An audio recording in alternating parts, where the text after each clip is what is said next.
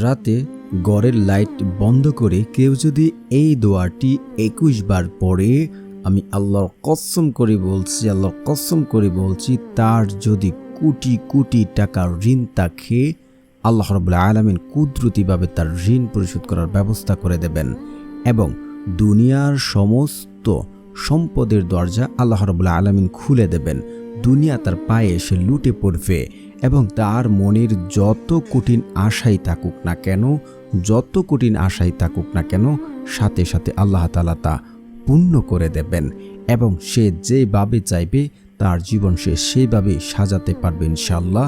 তার সমস্ত দোয়া আল্লাহ রাব্বুল আলামিন কবুল করবেন, তার গুনাহ খাতা আল্লাহ তাআলা মাফ করে দেবেন। শুধু আপনাকে এই আমলটি নিয়মটা মেনে পুঙ্খানুপুঙ্খানুভাবে পয়েন্টটা মেনে আমল করতে হবে। আল্লাহ কসম করে বলছি ভাই, আপনি যা চাইবেন তাই পাবেন। আপনার ঋণ বলতে কিছুই থাকবে না, অভাব অনটন থাকবে না। যদি ভিডিওটা টেনে টেনে দেখেন হয়তো নিয়ম মিস হয়ে যাবে, তাহলে আপনার দোয়া কাজে আসবে না। তাই বলছি না টেনে সম্পূর্ণ ভিডিও দেখার অনুরোধ রইল। আর যারা চ্যানেলটি সাবস্ক্রাইব করবে তাদেরও মনের আশা পূর্ণ হবে ইনশাআল্লাহ। আমাদের মাঝে এমন হাজার হাজার যুবক ভাইরা রয়েছেন যারা ঋণগ্রস্ত, ঋণ করে বিদেশে গিয়েছিলেন, কিন্তু দেখা যাচ্ছে যে বিদেশে যাওয়ার পরে কাজ কাম তেমন ভালো পড়ছে না, ভালো টাকা পয়সা আর্নিং করতে পারছেন না। ঋণের কারণে বাড়িতে অন্যদের সাথে ভালো করে কথা বলতে পারছেন না, বিদেশেও শান্তিভাবে ঘুমাতে পারছেন না। এই টাকার চাপের কারণে কোনোভাবেই যেন ঋণ পরিশোধ হচ্ছে না এবং আপনার ইনকামটা বাড়ছে না। এবং শুধু বিদেশ নয়, দেশে অনেক যুবক ভাই রয়েছেন ঋণ করে আপনারা ব্যবসা দিয়েছিলেন বা বিভিন্ন কাজে সে টাকা ব্যবহার করেছিলেন, কিন্তু কোনো কারণেই যেন আপনার সেসব জায়গা থেকে ভালো কোনো আর্নিং সোর্স আপনার খুঁজে পাচ্ছেন না এবং আপনার আর্নিংটা হচ্ছে না।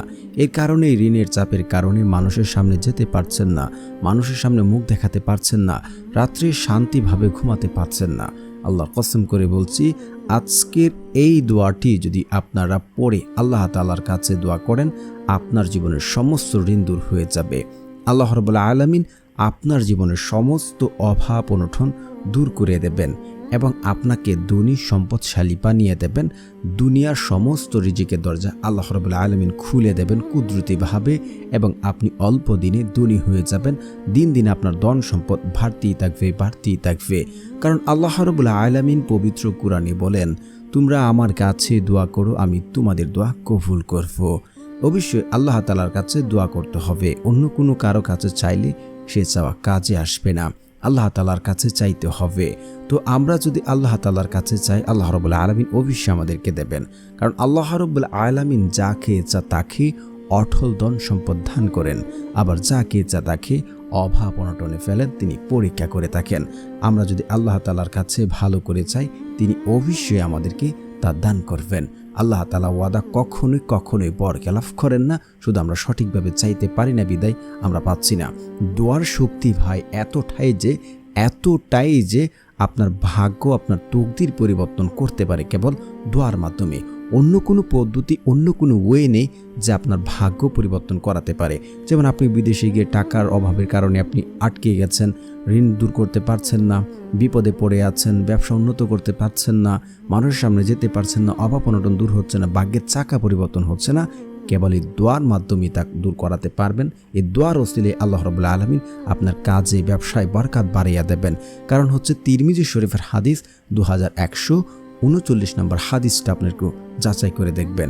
শুধু তাই নয়, কেউ যদি আল্লাহ তাআলার উপরে ভরসা করে তিনি তার জন্য যথেষ্ট হয়ে যান, আর আল্লাহ তাআলা যদি কারো জন্য যথেষ্ট হয়ে যান, তার দুনিয়াতে আর কি লাগবে। সূরা তালাক আয়াত নাম্বার 3। আমরা যদি আল্লাহ তাআলার উপরে ভরসা করি, আল্লাহ আমাদের জন্য যথেষ্ট হয়ে যাবে। যা চাইবো আল্লাহ তোমাদের তাই দেবেন। যেমন রাসূল সাল্লাল্লাহু আলাইহি ওয়াসাল্লাম বলেছেন, যদি তোমরা আল্লাহর উপর যথাযথ ভরসা করতে, তবে আল্লাহ তাআলা তোমাদের পাখি নেই রিজিক দান করতেন। পাখি সকালে ক্ষুধার্ত অবস্থায় বাসা থেকে বের হয়ে যায় এবং সন্ধ্যায় উধারবর্তী করে ফিরে আসে। মুসনাদে আহমদ অধ্যায় নাম্বার 1 হাদিস নাম্বার 30, তিরমিজি শরীফের হাদিস 2344 নাম্বার হাদিস।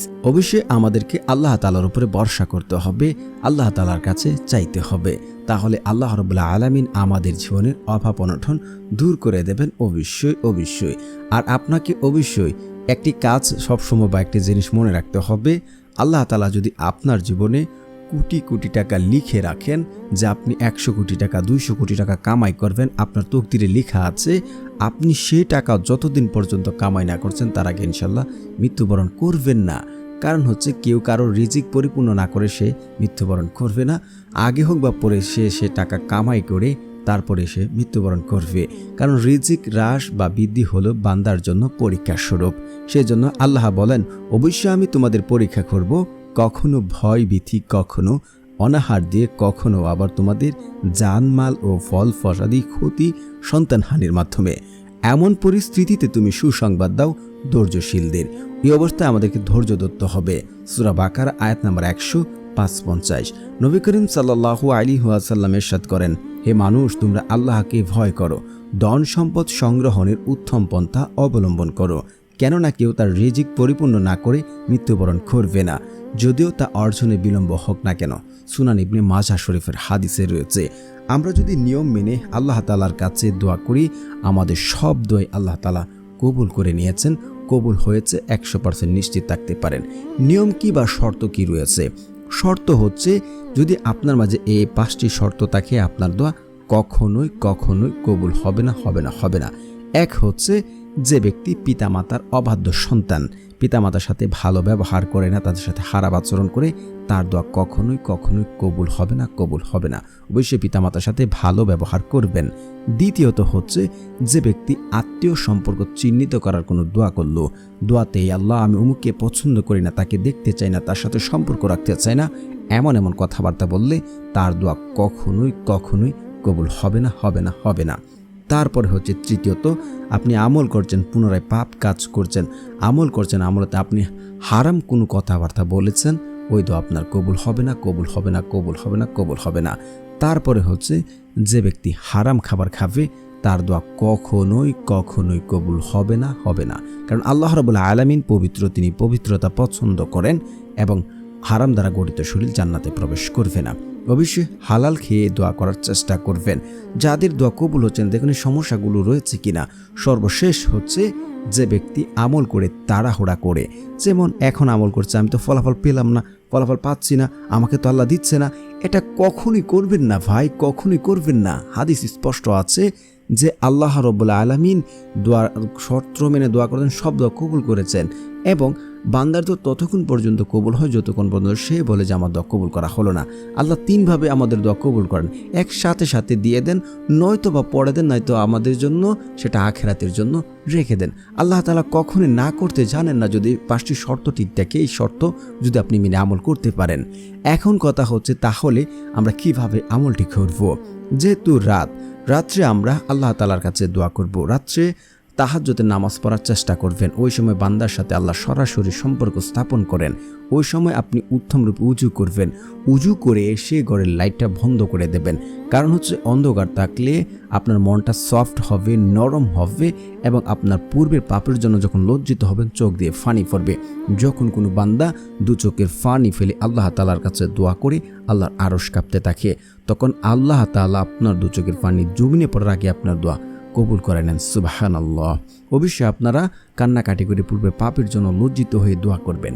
আরেকটি কাজ হচ্ছে, আপনাকে নিজে কনফার্ম হতে হবে, আমি যে দোয়া করছি আমার দোয়া আল্লাহ শুনছেন, আমি যা বলছি আল্লাহ শুনছে, আমার দোয়া আল্লাহ কবুল করবে, আমার দোয়া কবুল হয়েছে। এমনটা যদি নিজে কনফার্ম বা সিউরিটি নিতে পারেন, আল্লাহর কসম করে বলছি ভাই, আল্লাহর কসম করে বলছি, আপনার দোয়া কবুল হয়েছে, আপনি ফলাফল পাবেন ইনশাআল্লাহ।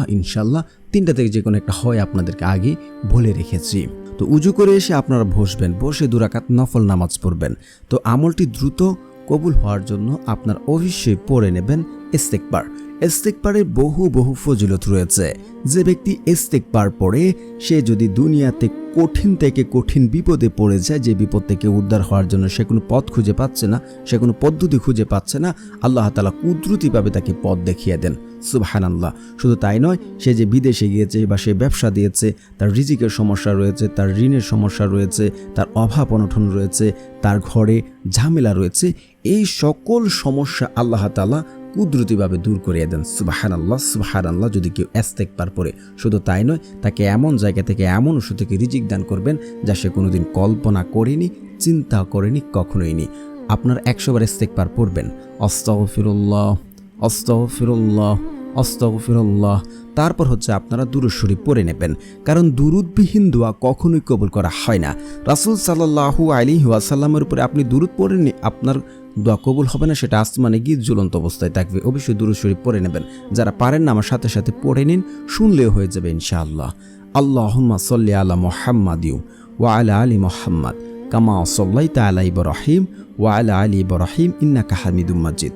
আল্লাহুম্মা বারিক আলা মুহাম্মাদিন ওয়া আলা আলি মুহাম্মাদ কামা বারাকতা আলা ইব্রাহিম ওয়া আলা আলি ইব্রাহিম ইন্নাকা হামিদুম মাজিদ। তারপর হচ্ছে আপনারা পড়ে নেবেন সূরা ফাতিহা একবার। বিসমিল্লাহির রহমানির রহিম, আলহামদুলিল্লাহি রাব্বিল আলামিন, আর রহমানির রহিম, মালিকি ইয়াউমিদ্দিন, ইয়াকা না'বুদু ওয়া ইয়াকা নাস্তাঈন, ইহদিনাস সিরাতাল মুস্তাকিম, সিরাতাল্লাযীনা আন'আমতা আলাইহিম গায়রিল মাগদুবি আলাইহিম ওয়ালাদ-দাল্লিন, আমিন। তারপর পড়ে নেবেন 10 বার সূরা ইখলাস। বিসমিল্লাহির রহমানির রহিম, কুল হুয়াল্লাহু আহাদ, আল্লাহুস সামাদ, লাম ইয়ালিদ ওয়া লাম ইউলাদ ওয়া লাম ইয়াকুল লাহু কুফুয়ান আহাদ। তারপর হচ্ছে আপনারা এই দোয়াটি 21 বার পড়ে নেবেন। তো প্রিয় বন্ধুরা, যারা আমার এই চ্যানেলটি সাবস্ক্রাইব করবেন তাদেরও মনের আশা পূর্ণ হবে ইনশাআল্লাহ। দোয়াটি হচ্ছে আল্লাহুম্মা কফিনি বিহালালিকা ওয়ান হারামিকা ওয়া আগনিনি বিফাদলিকা আম্মান সিওয়াক। এই দোয়াটি পড়ে আল্লাহ তাআলার কাছে 2 হাত তুলে দোয়া করুন। আপনার কোটি টাকার ঋণ থাকলে আল্লাহ তাআলা কুদরতিভাবে আপনার ঋণ পরিশোধ করার ব্যবস্থা করে দেবেন, আপনি ঋণ পরিশোধ করতে অপারগ হয়ে যান। অবশ্যই আপনার ধন সম্পদ বাড়িয়ে দেবে, রিজিক বাড়িয়ে দেবে, অভাব অনটন দূর করে দেবে। একই এবং বিশ্বাস রেখে আমলটি করুন, ইনশাআল্লাহ ফলাফল পাবেন।